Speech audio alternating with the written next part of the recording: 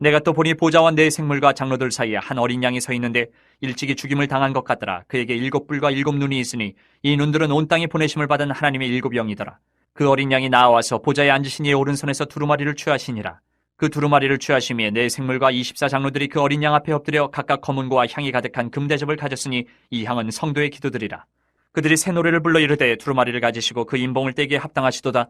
일찍이 죽임을 당하사 각 족속과 방언과 백성과 나라 가운데에서 사람들을 피로 사서 하나님께 드리시고 그들로 우리 하나님 앞에서 나라와 제사장들을 삼으셨으니 그들이 땅에서 왕노릇하리로다 하더라. 내가 또 보고 들음에 보좌와 생물들과 장로들을 둘러싼 많은 천사의 음성이 있으니 그 수가 만만이요 천천이라.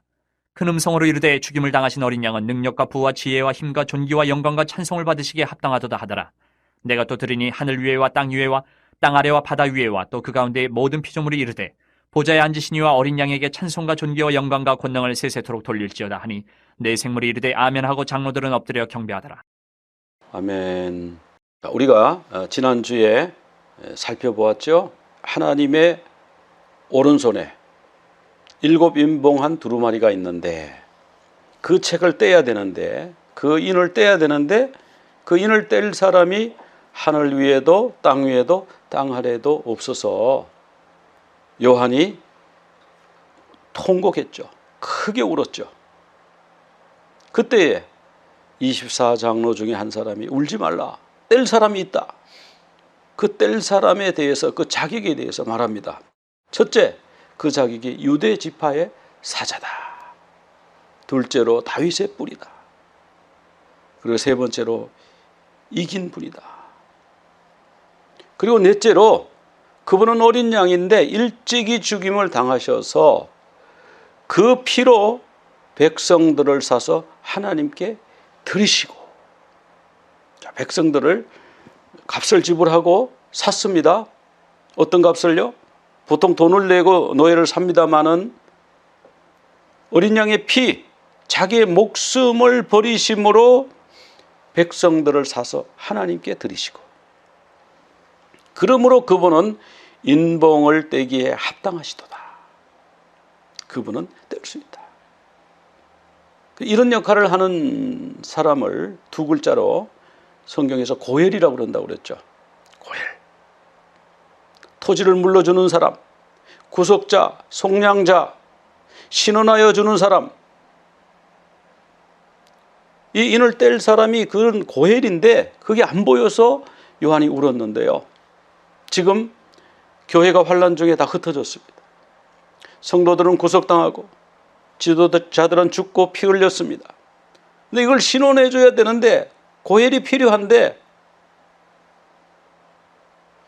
근데 그 고엘이 룻기에 보면은 친족이어야 된다. 친족이 되고, 그 다음에 속량할 능력이 있어야 되고, 그리고 속량할 능력이 있어도 나는 원치 않아 그러면 고엘이 안 되는 거예요. 그런데 내가 기꺼이 원하는 이 세 가지를 다 만족하는 분이 예수님이다 하는 것을 지난주에 우리가 살펴봤습니다.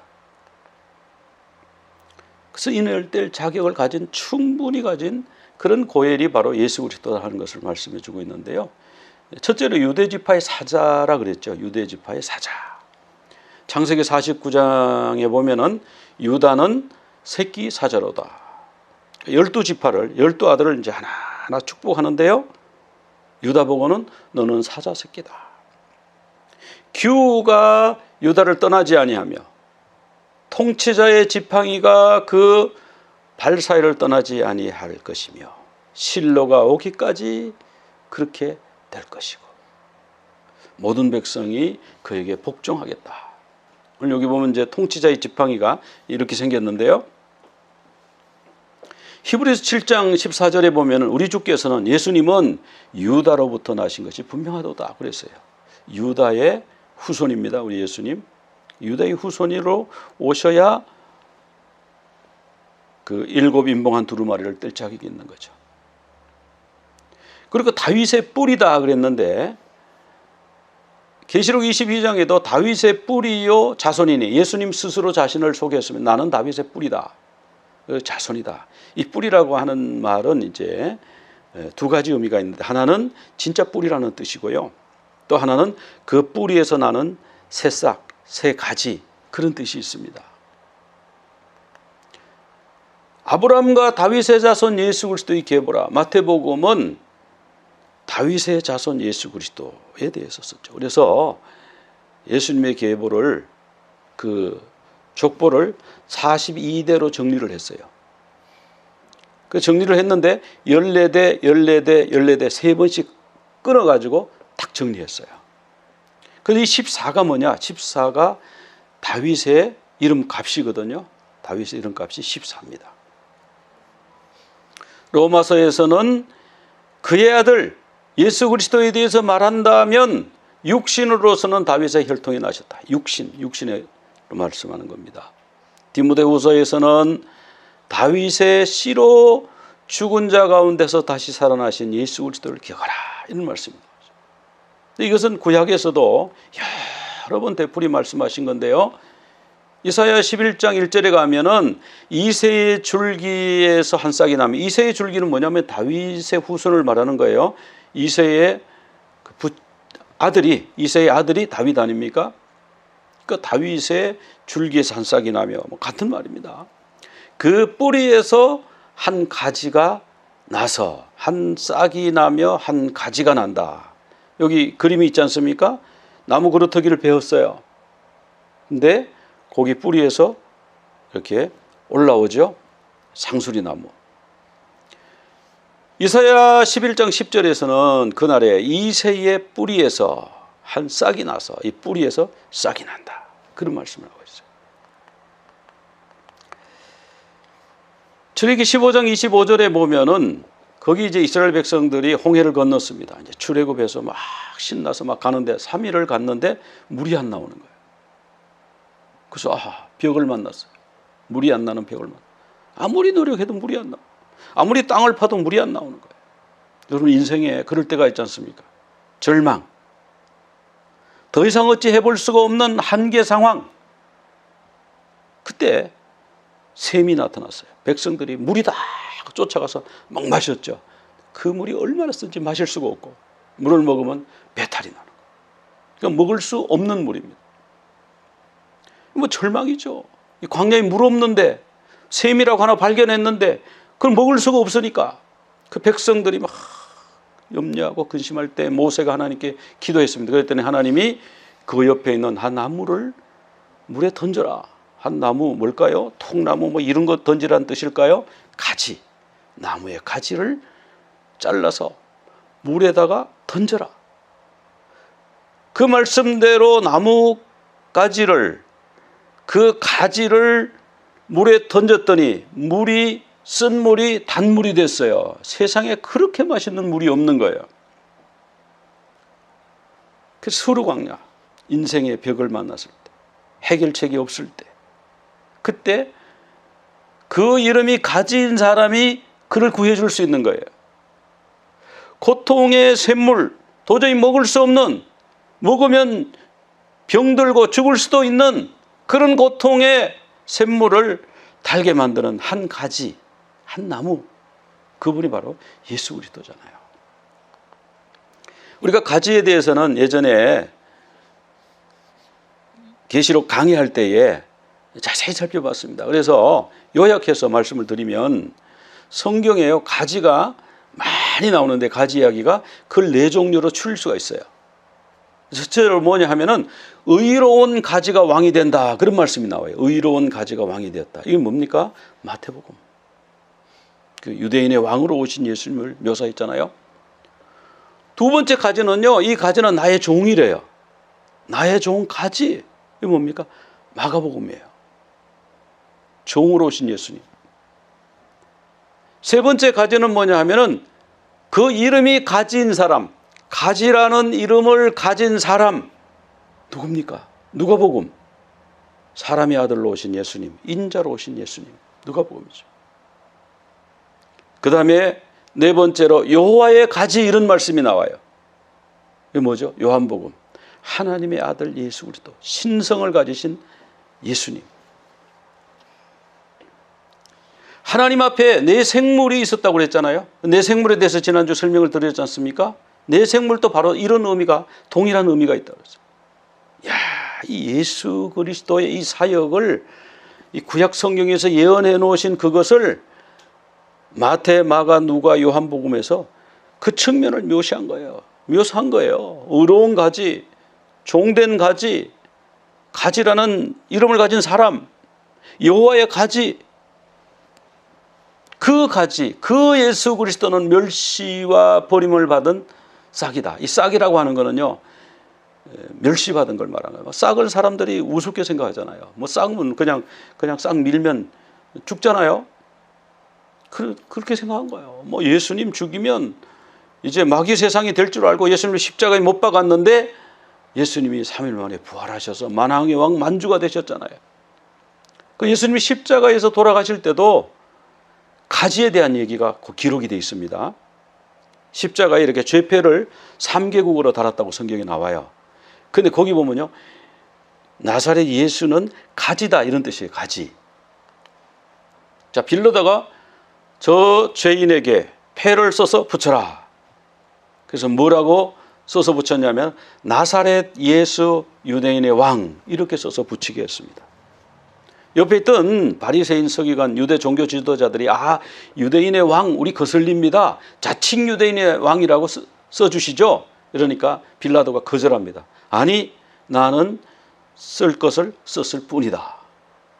유대인의 왕 맞다. 너희들 말처럼 자칭 유대인의 왕이 아니다. 진짜 유대인의 왕이다. 성경이 진짜 유대인의 왕이다. 그렇게 그 말은 없지만 바로 그 뜻이잖아요. 나사렛 예수 유대인의 왕 빌라도가 로마의 총독이 공식적으로 써서 붙였습니다. 이 사람은 유대인의 왕이다. 3개국으로 썼어요. 히브리 말, 로마 말, 헬라 말로 기록됐어요. 히브리 말로 나사렛 예수 유대인의 왕은요, 예슈아 하노츠리 멜렉 하 예후딤. 예슈아, 예수님의 히브리 발음이죠.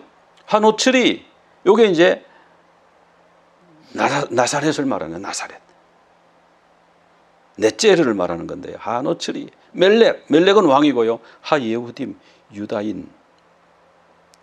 예수님은 나사렛 예수님은 가지의 사람 예수님은 유대인의 왕이다. 자칭 유대인의 왕이 아니다. 진짜 유대인의 왕이다. 빌라도가 써서 붙였어요. 그리고 또 로마 말로 그걸 보통 우리가 줄여가지고 INRI라고 써서 이렇게 하잖아요. 자세히 길게 쓰기 힘드니까. 그 로마 말은 뭐냐면 이에수스 라자레누스 렉스 유데오룸. 이에수스 예수님, 나자레누스 나자렛 사람, 렉스는 왕이잖아요. 로마 라틴 말로. 그리고 그 밑에 헬라 말로 이렇게 기록을 했어요. 헬라 말은 뭐냐?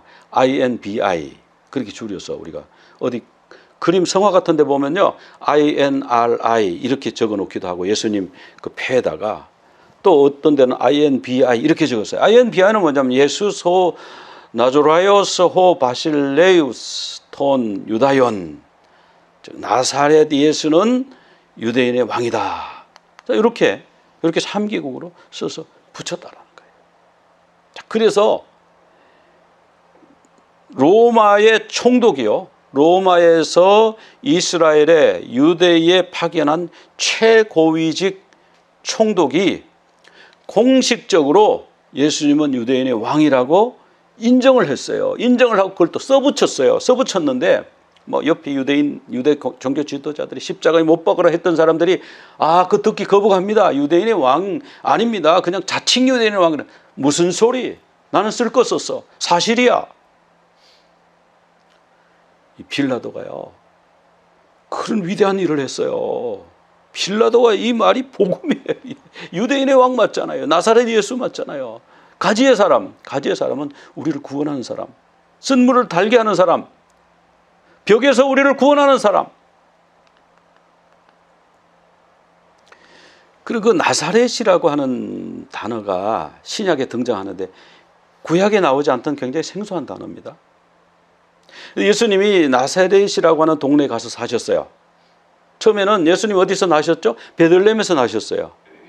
그런데 헤롯이 왕이 났다고, 유대인의 왕이 났다고? 근데 그것을 전해주기로 한, 어딘지 알려주기로 한 동방박사들이 몰래 도망을 갔어요. 그래서 어느 집인지 알아야지. 그러니까 그 일대 그 일대에 2살 난 아기는 다 죽여라. 사내 아이는 다 죽여라. 이런 명령을 내렸어요. 그러니까 밤에 천사가 요셉에게 나타난 겁니다. 빨리 애굽으로 피난을 가라. 아기 예수를 데리고 애굽으로 피난을 가라. 자, 우리가 여기서 질문이 생기는 거예요. 아니, 사우디아라비아로 가라 할 수도 있고 레바논으로 가라 할 수도 있고 그쪽 수리아 쪽으로 가라고 할 수도 있는데 왜 서쪽에 있는 애굽으로 가라고 하시죠? 왜 그렇죠? 그것도 마태복음에서 설명이 돼 있어요. 내 아들을 애굽에서 불러내었다라고 하는 말씀을 이루기 위해서 예수님이 애굽으로 피신을 갔다. 성경은 그렇게 돼 있습니다. 그러니까 그 하나하나가요, 그냥 우연히 어쩌다 그렇게 된 게 아니에요. 그 구약의 예언을 이루시기 위해 다 그렇게 한, 예수님의 그 모든 행적이 구약의 예언을 이루기 위해서 그렇게 하신 거라는 거예요. 그래 나사렛에 그 다음에 가서 사시거든요. 이제 애굽에 살다니까 다시 그 천사가 나타났어요. 요셉 보고 돌아가라. 돌아가는데 어디로 돌아가라? 나사렛으로 가라. 그래서 태어난 베들레헴에서 사는 것도 아니고 갈릴리 나사렛이라고 하는 동네로 가가지고요. 거기 이사 가가지고 거기서 사신 것이에요. 왜 그랬다? 왜 그랬다고 설명이 나오냐면 이는 선지자로 하신 말씀에 나사렛 사람이라 칭하리라 하심을 이루려 함이라. 하나님의 예언을 성취하기 위해서 나사렛 사람이, 메시아는 나사렛 사람이라고 하는 그 말씀을 성취하기 위해서 나사렛에 가서 사셨는데 구약을 아무리 뒤져봐도 나사렛 사람, 나사렛이라는 단어가 안 나와요. 당연히 안 나오죠. 이거는 헬라어고 구약은 히브리어로 적혔으니까. 근데 이거를 난제 중에 난제다. 성경에 안 나오는데 마태복음에 나온다고 그러고 이게 뭐지? 근데 이거를 발견한 분이 있는데 누구냐면 제롬이라는 분이 발견했어요. 뭐라고 하냐면 나사렛은 네체르가 나오는 동네라는 뜻이다. 네체르가 뭐냐? 메시아라는 거예요. 그럼 네체르가 어째서 메시아인가? 네체르 벤, 나사렛 사람. 네체르 벤은요, 가지의 사람. 이제 연결되시죠? 의로운 가지가요, 왕이 되어서 다스리는 거예요. 종인 나의 종 가지, 여호와의 종 가지가 인류를 구원하시는 거예요. 가지라는 이름을 가진 사람이 인류를 구원하시는 거예요. 여호와의 가지가 우리를 구원하시는 거예요. 이제 연결이 됐지 않습니까? 아, 나사렛. 헬라말 나사렛은 바로 히브리말 네체르에서 왔구나. 네체르는 가지라는 뜻도 되고 싹이라는 뜻도 되는데 아, 그분은 우리를 구원할 분이라는 뜻이구나. 이사야 11장 1절 조금 전에 읽었습니다. 이새의 줄기에서 한 싹이 나며 그 뿌리에서 한 가지가 나서 결실할 것입니다. 이 결실한다는 건 구원한다는 뜻이죠. 그 예수님은 나사렛 예수, 하필이면 나사렛 예수라고 왜 적었느냐? 구원자라는 거예요. 우리 구주 예수, 유대인의 왕, 이런 뜻인 거예요. 그 로마에 공식적으로 가장 높은 사람이 공식적으로 써서 붙인 거예요. 자칭이라고 쓰세요. No, 안 돼. 나는 제대로 쓸 대로 쓴 거야. 자칭이란 말 하지 마. 자칭 아니야. 진짜 유대인의 왕이야. 진짜 우리의 구주야. 예수 그리스도는. 빌라도가 그런 뜻으로 했는지 안 했는지 우리는 알 수가 없지만 결국 결과는 그렇게 된 거예요. 그런데 이 가지의 사람, 유대지파의 뿌리, 근데 또 보니까요, 죽임당한 한 어린 양이 나오는 거예요. 근데 이 죽임당한 한 어린 양이요, 어디에 서 있냐? 일찍이 죽임을 당한 것 같더라. 지금 죽어 있는 건 아니에요. 지금 살아있으니까. 그래서 일찍이 죽임을 당한 것 같더라 그랬는데 그 양이 서 있는 위치를 한번 주목해 보십시오. 어디에 서 있어요? 보좌와, 이 보좌는 누구죠? 하나님. 보좌에 앉으시니 계속 그렇게 성경에서 표현하고 있죠. 하나님이라고 부르기에 너무 이 경외하는 분이니까 그냥 보좌와, 그리고 그 앞에 네 생물이 있다고 그랬죠. 그리고 장로들이 있다고 그랬어요. 24장로. 그러니까 보좌와 네 생물과 24장로들 사이에 한 어린 양이 서 있는 거예요. 사이에 서 있는 게 뭐죠? 그게 인터세서예요. 인터세서. 우리말로 옮기면 중보자. 누구예요? 중보자 예수 그리스도. 중보라고 하는 것은 뭐냐면 사이에 서 있다 이런 뜻이에요. 사이에. 누구와 누구 사이에? 보좌와 사람들 사이에, 죄인들 사이에, 보좌와 내 생물과 장로들 사이에 서 있는 것. 그래 대제사장이, 우리에게 있는 대제사장이 예수 그리스도죠. 이 죽임당한 어린 양은 중보자구나, 예수 그리스도구나. 대번 우리가 알 수 있도록 그렇게 써놨습니다. 9절에 가면은 새 노래를 부릅니다. 장로들이 두루마리를 가지시고 인봉을 떼기에 합당하신 분이시다 찬양하지요. 6장에 가서는 떼지요. 그분은 일찍 죽임을 당하신 분이다. 그래서 우리를 각 족속과 방언과 백성과 나라 가운데서 피로 사서 하나님께 드리셨다. 값을 지불하셨는데 그분의 피를 가지고 지불하고 우리를 사셨어요. 이사야 53장 7절에도 보면은 그분이 마치 도수장으로 끌려가는 어린 양과 털 깎는 자 앞에 잠잠한 양같이 입을 열지 않았다. 우리를 위해서 생명을 내놓으십니다. 근데 이 양은요, 성경을 계속해서 관통하는 사상이에요. 아담과 하와가 범죄했을 때 무화과 나무 잎으로 아랫도리를 가렸죠. 하나님이 그 무화과 나무 그 잎은 오래 못 가. 내가 가죽으로 옷을 만들어 입혀줄게. 가죽 옷을 만들어 입히셨어요. 무슨 가죽으로 만들어 입히셨을까요? 성경에는 무슨 가죽이라는 말은 안 나와요. 그런데 성경에 일관성이라는 게 있잖아요. 그죠? 저는 어린 양이라고 믿어요. 수양일 수도 있고요. 양 가죽 옷을 입히셨어요. 여러분 아무리 그래도 하나님이 돼지 가죽으로 사람의 옷을 만들어 입히지는 않으셨겠죠? 개 가죽도 아니겠죠? 그럼 무슨 가죽이겠어요? 양 가죽입니다. 양 가죽. 왜? 양이 우리의 죄를 속량하기 위해서 대신 죽으셨잖아요. 아벨의 제사를 드립니다. 근데 하나님이 아벨의 제사는 받으셨어요. 왜?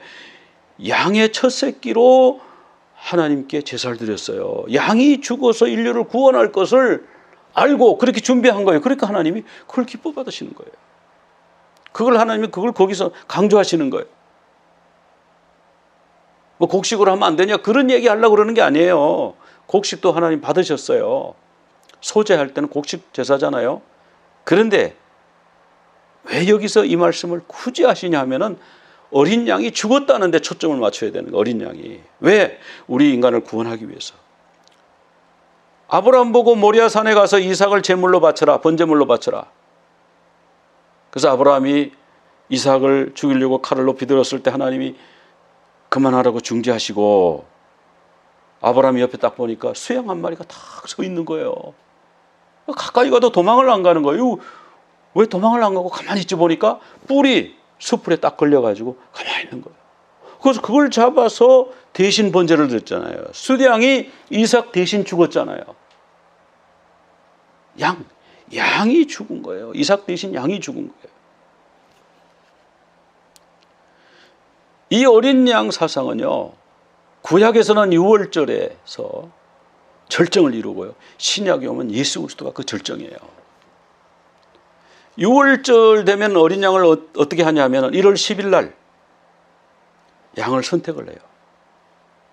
근데 1월 10일에 우리 예수님이 예루살렘에 입성하셨죠. 우리가 종려주일이라고 지킵니다마는 1월 14일 날 양을 잡아요.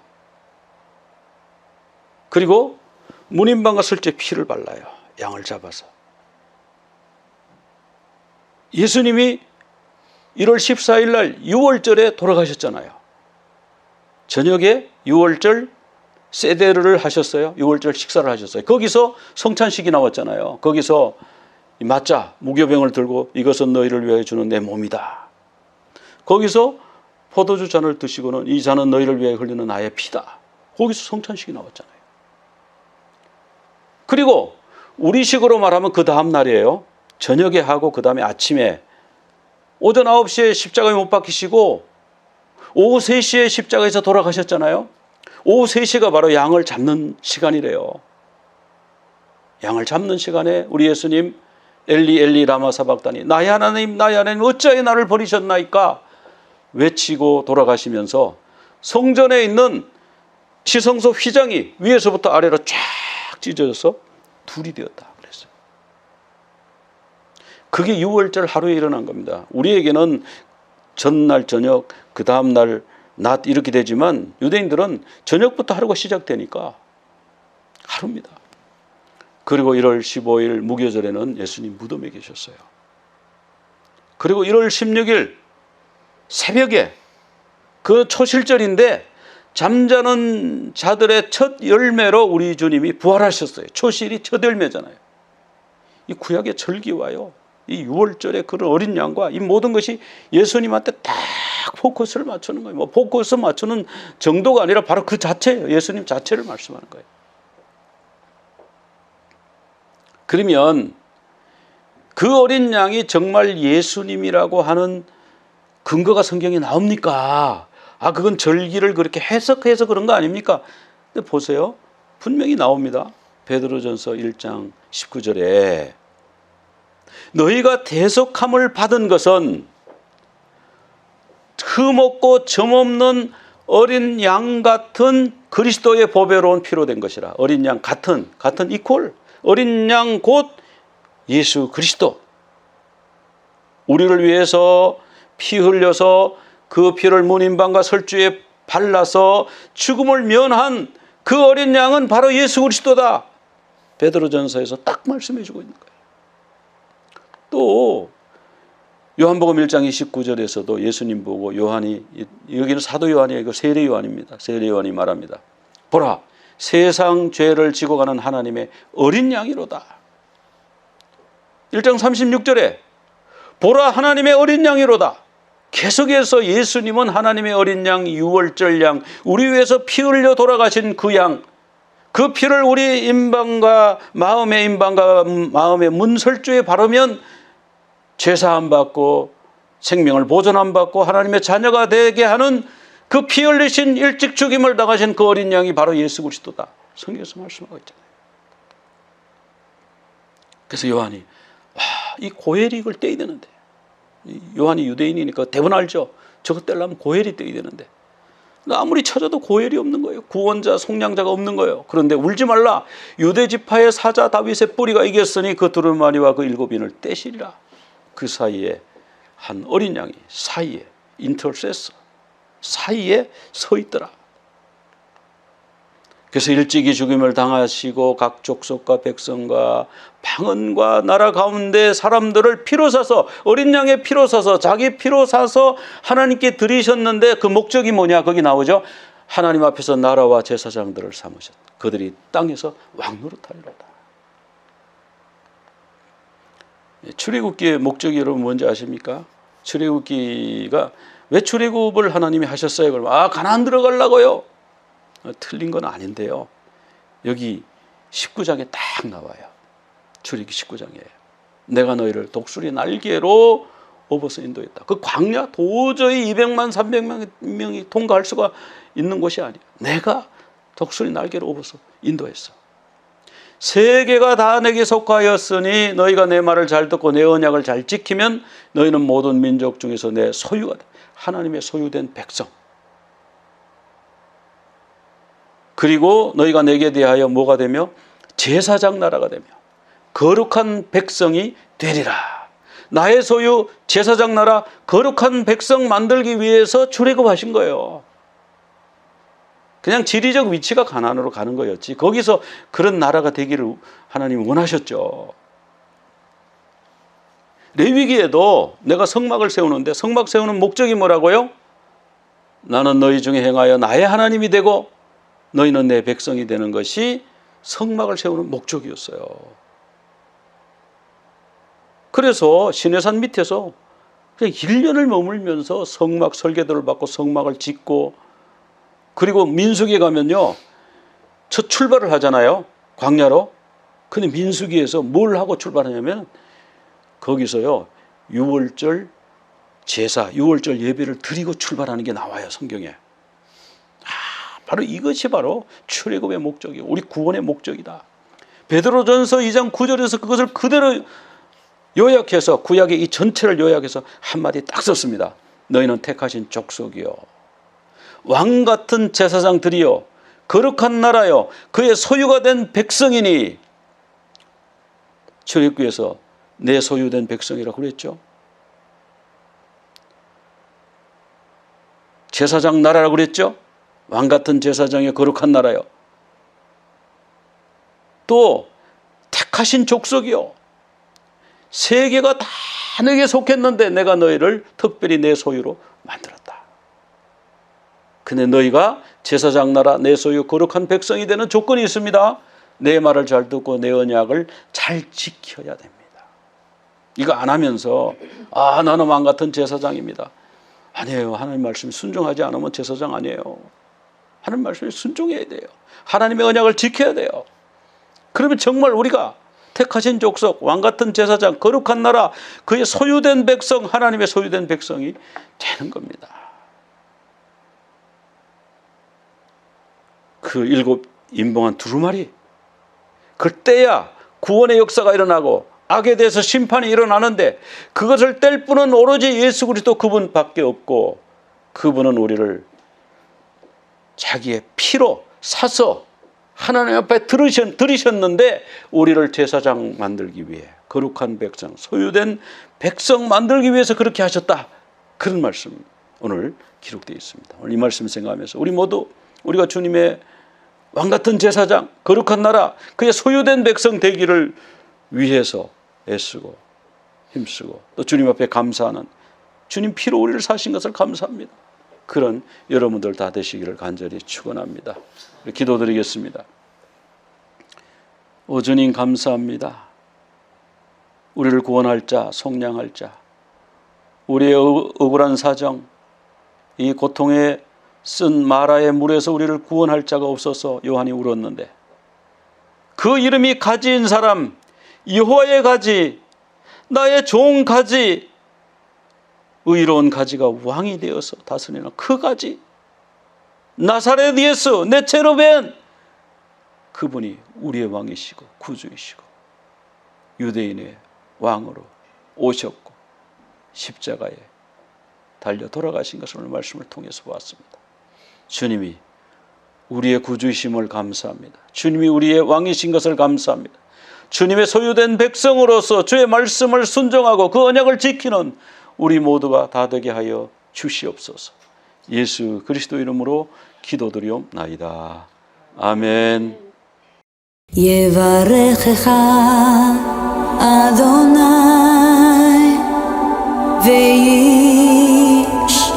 וישמרך